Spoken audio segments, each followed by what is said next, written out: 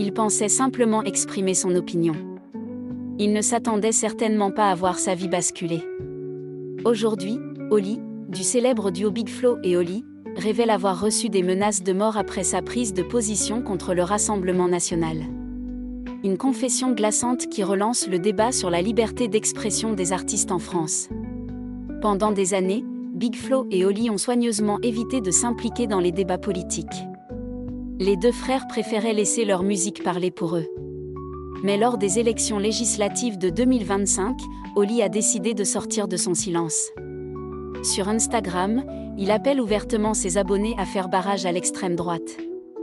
Un message qu'il pensait assumer pleinement, sans imaginer les conséquences. Très vite, les réactions explosent.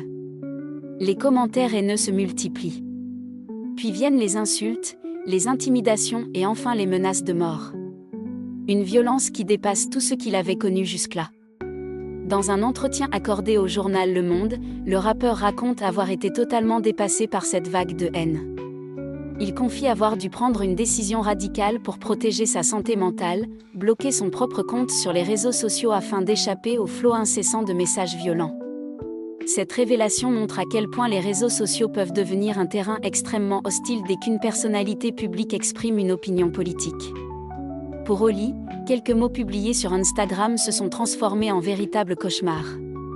Son frère Big Flo partage le même constat. Selon lui, les artistes sont constamment pris au piège.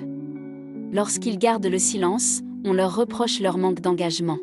Mais dès qu'ils prennent la parole, une partie du public leur répond qu'ils sont trop célèbres, trop riches ou trop privilégiés pour avoir le droit de donner leur avis.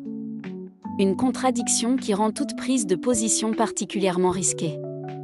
Malgré cette pression, Oli n'a pas totalement renoncé à s'exprimer. Quelques mois plus tard, lors de la cérémonie des flammes, il crée une nouvelle fois la surprise avec une phrase qui fait immédiatement le tour des réseaux sociaux. En plein freestyle, il lance « C'est dans nos concerts, le vrai Rassemblement national ». Une punchline applaudie par certains, vivement critiquée par d'autres, mais qui confirme sa volonté de défendre ses convictions malgré les attaques. Pourtant, derrière cette image d'artiste sur deux, la réalité est bien différente. Les deux frères ont traversé une période extrêmement difficile. Après plusieurs années de succès, les tournées, les albums et la pression médiatique ont fini par fragiliser leur relation. Le succès immense de leur projet a progressivement brouillé la frontière entre leur vie de famille et leur carrière. Les discussions professionnelles envahissaient leur quotidien. Les tensions s'accumulaient. Jusqu'au moment où Big Flo a fini par sombrer dans un burn-out. Conscients que leur duo risquait de voler en éclats, les deux frères prennent alors une décision peu commune. En 2022, ils commencent une véritable thérapie de couple entre frères. Avant de franchir le pas, ils demandent conseil à plusieurs artistes ayant eux aussi traversé des décennies de carrière en duo. Les membres de Zebda, Eric et Ramzy ou encore Joey Starr leur livrent tous le même conseil, communiquer davantage avant que les non-dits ne détruisent leur relation. Cette thérapie devient un véritable tournant. Petit à petit, ils réapprennent à faire la différence entre leur métier et leur lien familial. Ils retrouvent une complicité qu'ils craignaient d'avoir perdue. Aujourd'hui, Big Flo et Oli semblent plus unis que jamais. Mais les confidences d'Oli rappellent une réalité souvent méconnue. Derrière les concerts, les récompenses et les millions d'écoutes se cachent parfois des épreuves psychologiques extrêmement lourdes.